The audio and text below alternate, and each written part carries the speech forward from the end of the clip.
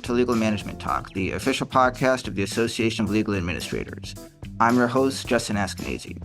So today, as you can see, we have a very special guest. It's Declan the Penguin, and he's going to be talking to us about what is at top of mind for a lot of firms today, and that is the billable hour. Hi, Declan. Thanks for joining. How are you doing today? Okay, not one for small talk, I see. Well, let's just get right into it. What can you tell us about value-based pricing as opposed to the billable hour? Nothing? Okay, you can't tell us anything about the billable hour? Can we get someone who knows what they're talking about, please? Hi, Justin. I'm Shaun. I'm Declan. Oh, Shaun. I may be able to help. Oh, thanks. That's great. Yeah. So our actual guest today is Shaun Jardine. He's a lawyer, a consultant. He's an author. He recently wrote a book titled Ditch the Billable Hour, which of course is the topic that we're talking about today. Thanks for joining us, Shaun. Thank you very much for having me on. I'm delighted to be here. Yeah, so I know that you're based in the UK, but I understand you recently spent some time in South Africa. How was that? It was very nice. The weather in South Africa in February is delightful, so I managed to meet a number of lawyers and law firms out there and have lots of conversations about dishing the billable hour. But also I managed to play a little bit of golf, which is one of my passions. So I had a great time. Great. No, someplace I definitely want to get to at some point in the future. Yeah, so we're going to talk about the billable hour and specifically value-based pricing, which I know has come up as an alternative to the billable hour. So I guess my first question, I think what a lot of what we read is titled with the rhetorical question of, is the billable hour dead? But I think currently that answer is probably no. So I think the better question is, should the billable hour be dead? You're asking the wrong person insofar as I've got a very firm view on the billable hour, and I think it's in its death throes at the moment. I think that there's a lot of people now worried about the billable hour. There's a lot of people worried about generative AI and how that impacts the billable hour.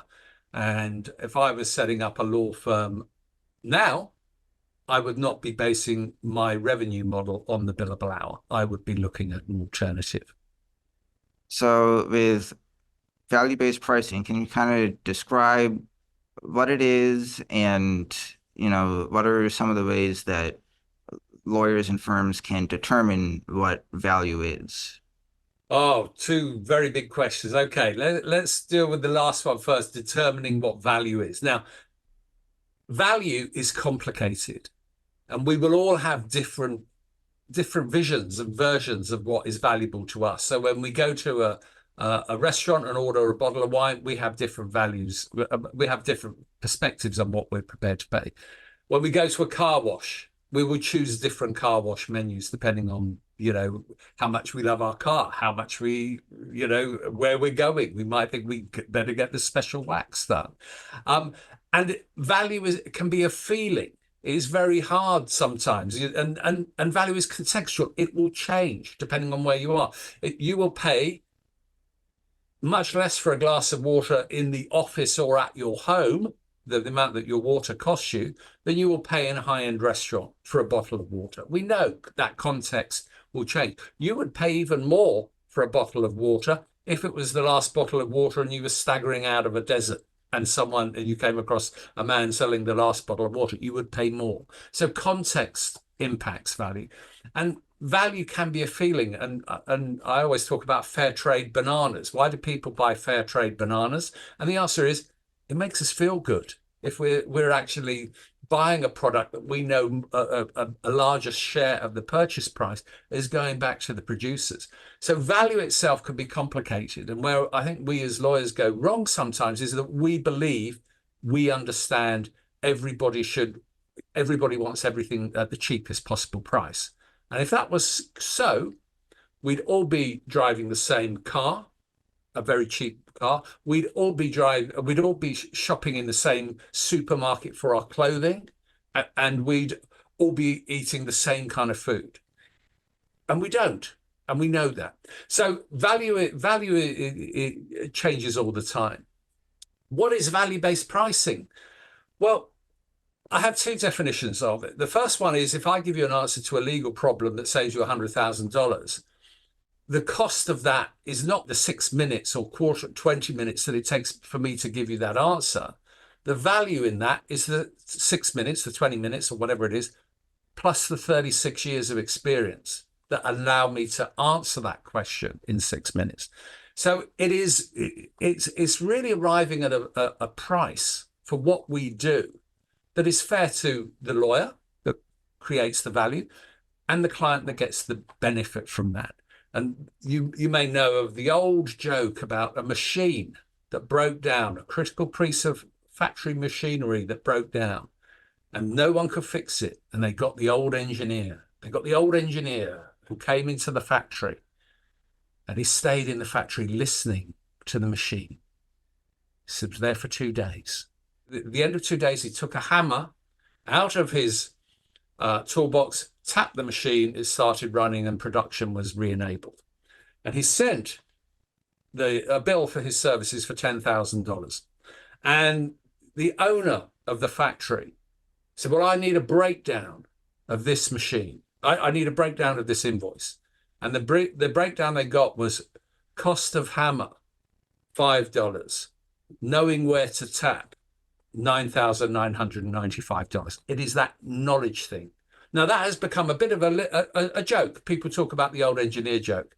Do you know what? I found out about 6 months ago that is a true story, and it happened at the Henry Ford factory of an engineer coming in, knowing where to tap or knowing where a machine was going wrong, and brought it back to life. And he gave Henry Ford that invoice where it was, knowing where to tap was the big chunk of the value that he created.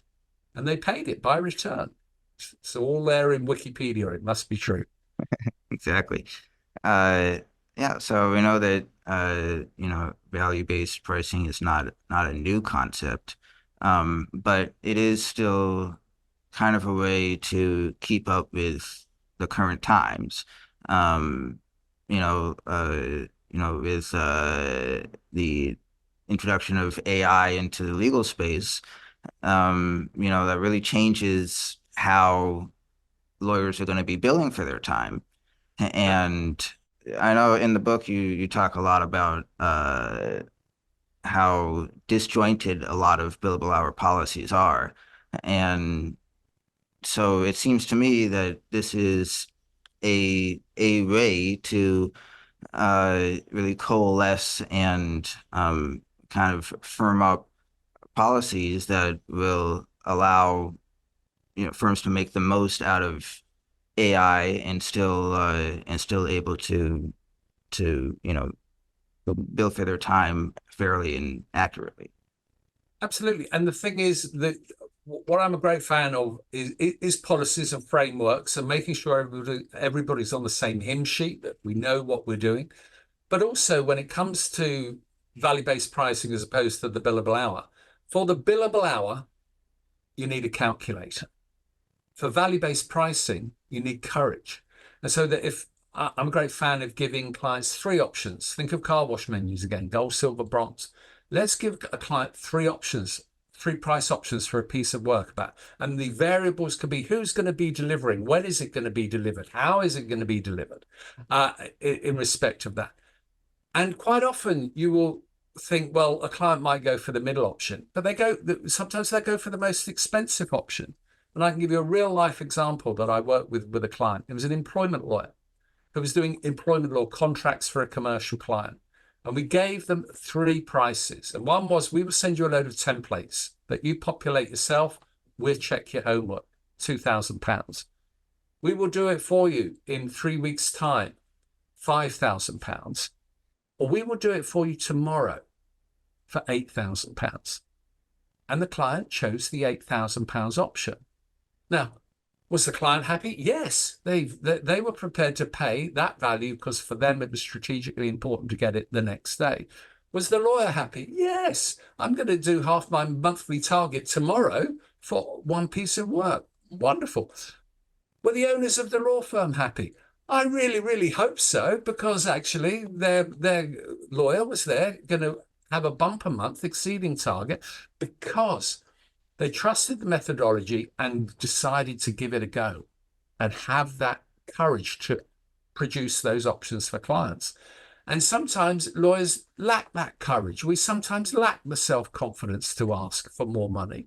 And that's really where I hope I've designed a framework that people can follow to say, let's do that. Let's do that work and try and actually recover some of the value that ordinarily we might leave on the table. Yeah, and from a client's perspective, who doesn't like to have more choice? And the thing is, if you think about the maths, if I give you a take it or leave it, one price, hourly rate or leave it, it's a 50-50. You're either going to pay my hourly rate or you're not. It's a 50-50. If I give you 3 choices and the 4th is leave it, I've got a 75%, 25%. I increase my options of selling to you. And we know that clients, effectively, they've got 4 options. They can do it themselves. They can do nothing. They can instruct the law firm that they're ringing, or they can instruct somebody else.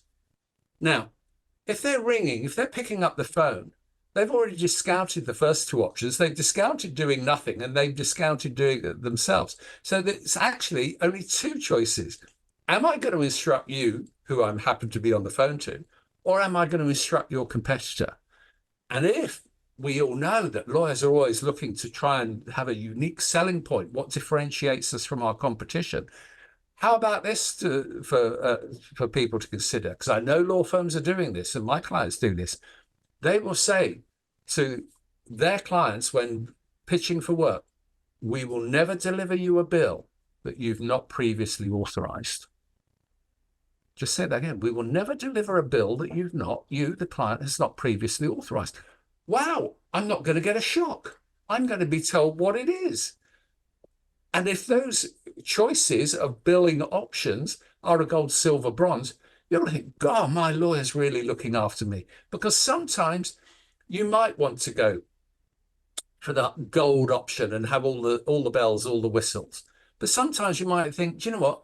Good enough is good enough for this particular transaction, and I'm happy to pay that level of price.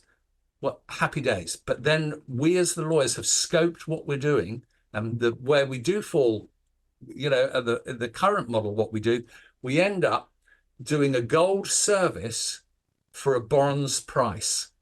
But if you scope the work properly at the outset, you deliver your bronze service for your bronze price.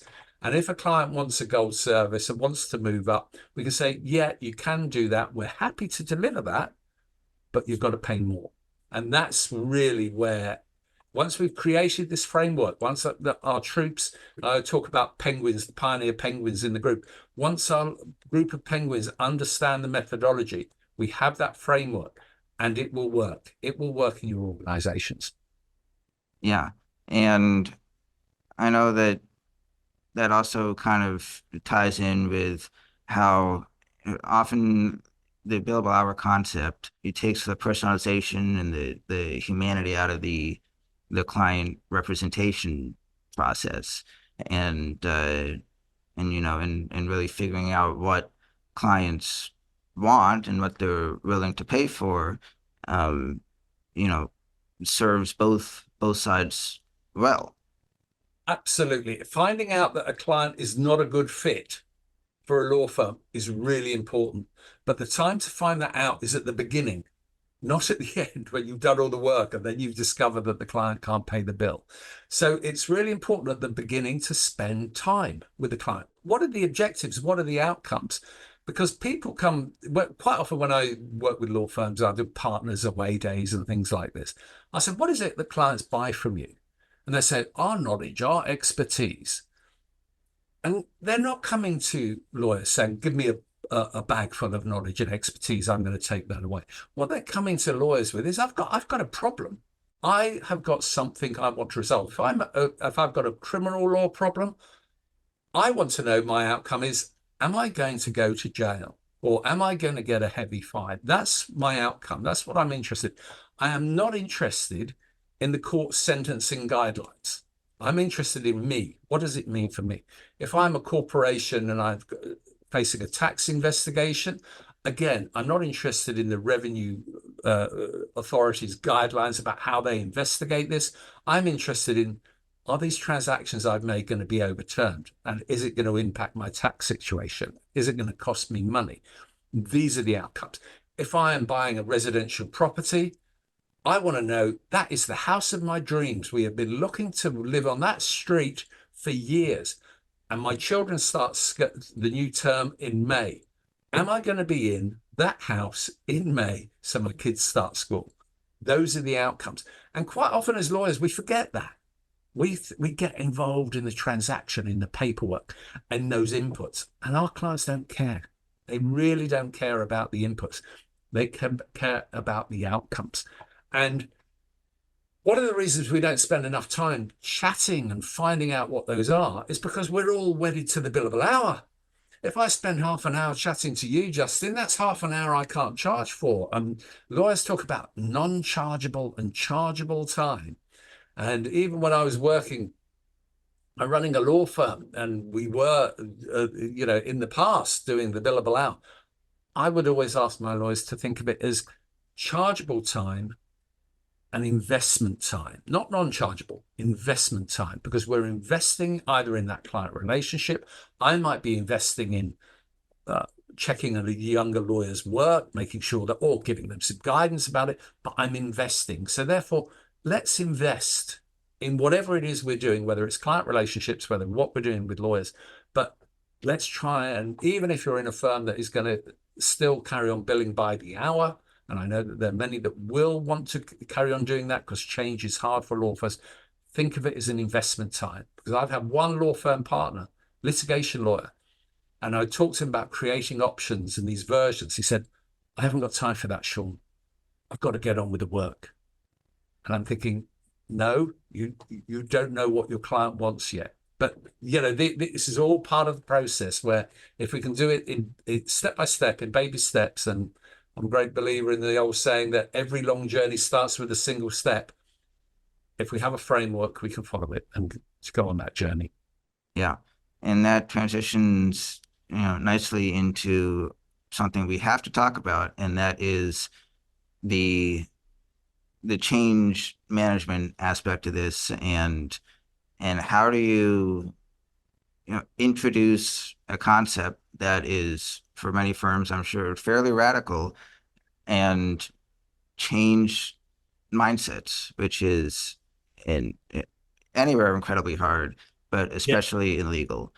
Wow. So yeah, what are the kind of the initial steps if I'm a firm leader and my ears have perked up listening to this, and I'm thinking this may be a good fit for my firm, but how am I going to even get this started, much less get across the finish line? Okay, look, you've hit on a very, very important point. And the important point is this is a change management project. And I'm sure lots of your members deal with change management projects in law firms, projects in industries that have a beginning, middle, and an end.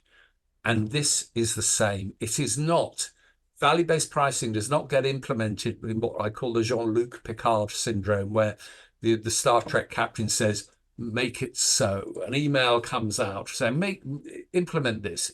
That's not it. It is change management program. Now, I'm a great fan of an American author and John Cotter from the Harvard Business School. Anybody who needs to know anything about change management should buy a copy of this book. Here I am plugging someone else's book. It happens to be an American too. John Cotter, Harvard Business School. He is the guru of change management. And he's written a book called Our Iceberg is Melting. It is a fable about a group of penguins who are on an iceberg. And if they do not change, their iceberg is going to shatter and all the baby penguins are going to die. This book is perfect for lawyers. Why do I say that? It's got pictures in it. It's got large print. You can read it in an hour and a quarter. And it has the 8 steps to change management of implementing a project. And Cotter's methodology is rock solid. And I'm sure many of your members will probably already have this book. So I, in my book, followed Cotter's 8 steps. So it was the same thing, the same steps to change management. You first of all have to have a reason to change. What is the paradigm shift that you are going to make? What is going to cause you to do this? It could be generative AI. It could be you just want to get off the billable hour. It could be that your lawyers are saying, I don't want to do billable hour anymore. I want to embrace value-based pricing. So that's your first P. That's your P for paradigm.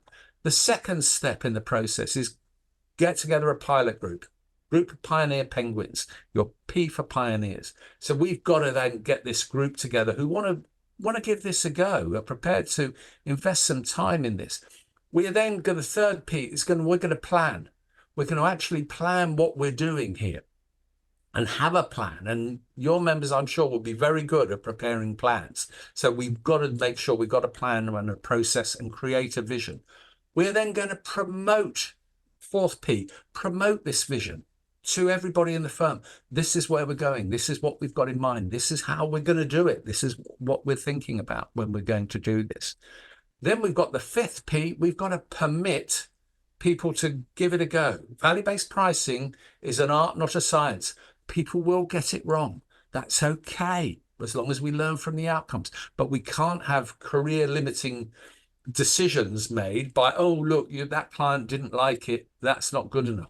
There cannot be a blame culture. We've got to create this psychologically safe space for people to practice this in, so that when we're permitting and we're promoting, we've then got to create short-term wins and recognize short-term wins, and which is P for prizes, so that when we hear about the employment lawyer who did 2,000, 5,000, 8,000, and the client went for 8,000, yeah, we're celebrating those wins so people know it's happening and it's working in our organization.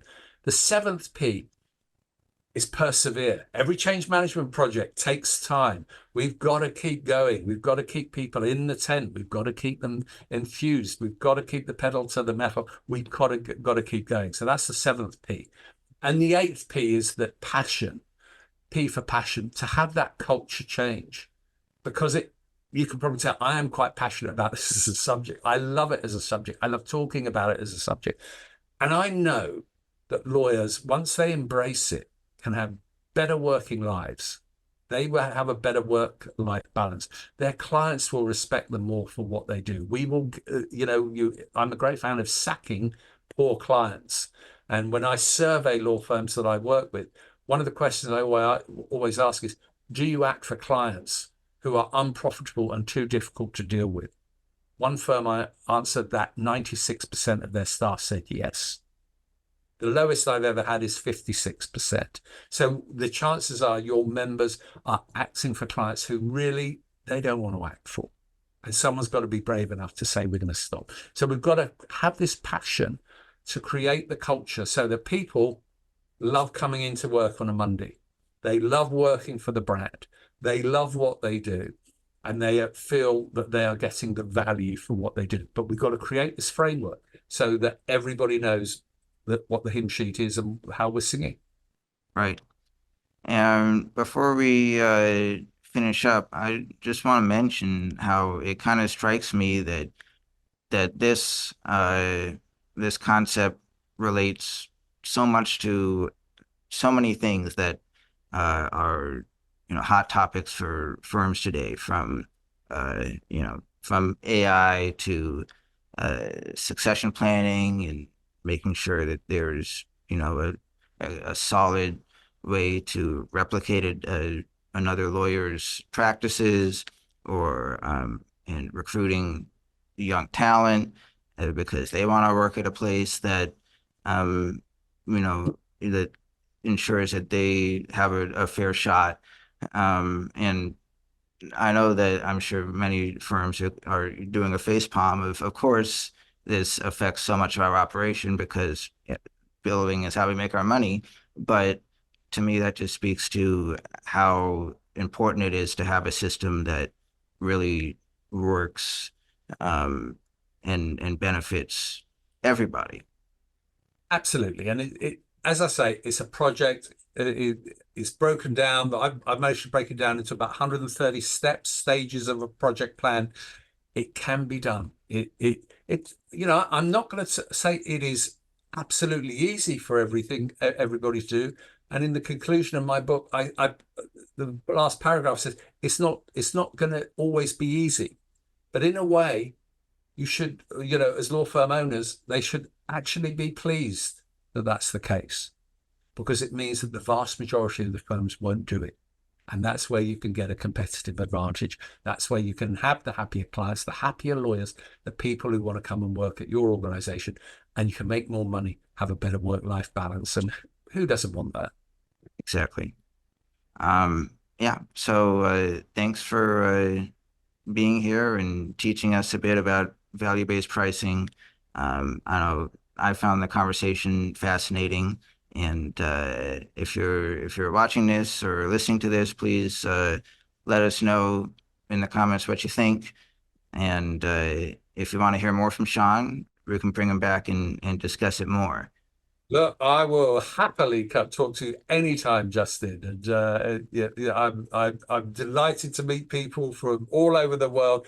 And one of the interesting things is, I do meet lawyers from all over the world. All of our problems are the same. They're all the same. Doesn't matter whether you're in South Africa, whether you're in Sweden, whether you're in Australia or America, Canada. We're all facing exactly the same problem. So, I'm happy to help. If anybody ever wants to pick up the phone, I will talk about this subject literally all day, but more than happy to help anyone if they've got a query. Awesome. Well, thanks to our listeners, viewers, and subscribers for tuning in. If you want to see more legal management talk, please subscribe to our YouTube channel and leave a comment. Tell us what you think, or leave a review on Apple Podcasts. And if you want to learn more about ALA, as always, you can visit alanet.org. Until next time.